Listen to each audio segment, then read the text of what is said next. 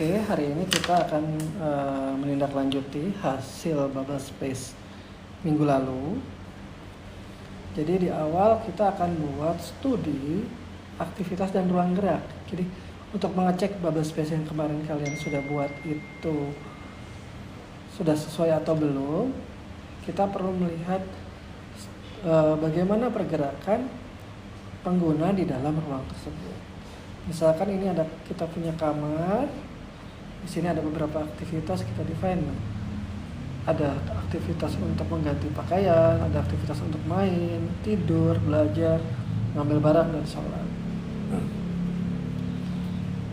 Terlebih dahulu kita gambarkan kegiatan di setiap bagian zona aktivitas.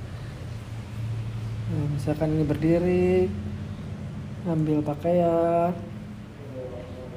terus habis itu setelah dress up mungkin butuh mundur sedikit, terus berkaca di lemari, kemudian aktivitas lainnya misalkan untuk tidur, pose tidurnya seperti apa, mungkin ada kegiatan lain selain tidur, misalkan membaca atau bersender di kasur. Jadi bukan hanya perabot yang digambar, tetapi juga aktivitas yang dilakukan melalui studi pergerakan aktivitas di dalamnya. Begitu juga untuk ruang-ruang yang lain. Nah, setelah kita dapatkan teritori atau batas aktivitas tersebut, maka kita akan mendapatkan bubble space-nya. Nah, aktivitas ini. Nah, apakah di sini sudah cukup? Untuk menerjemahkan menjadi layout ruang, kita perlu melakukan studi lebih lanjut, yaitu studi ergonomi.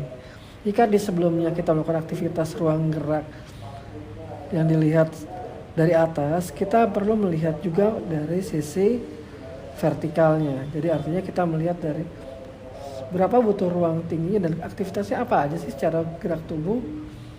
Maka kita perlu melihat bagaimana kita beraktivitas di ruang tersebut, berapa ukuran yang dibutuhkan atau dimensi yang dibutuhkan untuk beraktivitas.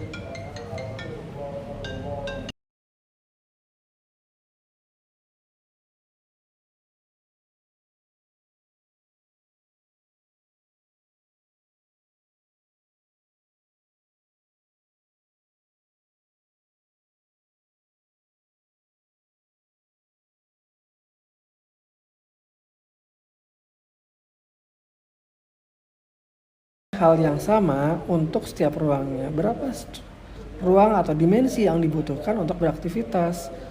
Nah, di sini kita punya jarak kenyamanan selain ruang untuk bergerak. Nah, ini sifatnya beragam ya.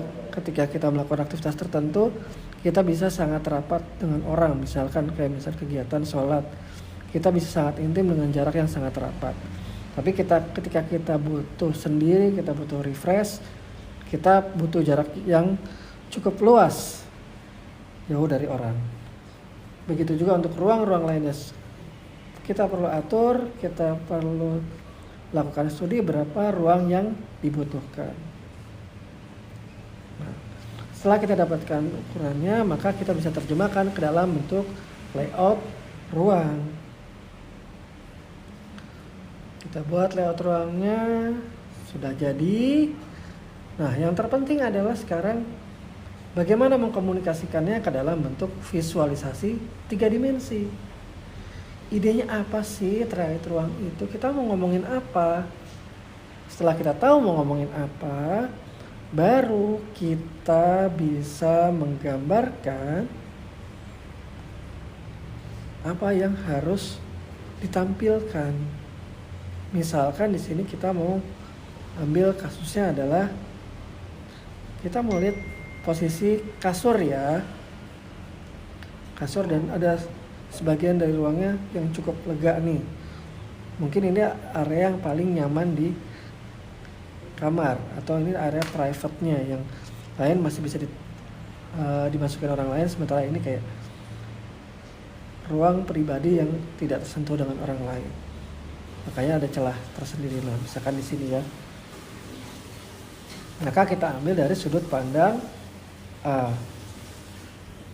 Bagaimana penggambarannya? Kita gambarkan perspektif ruangnya secara umum dulu dari sudut pandang tersebut.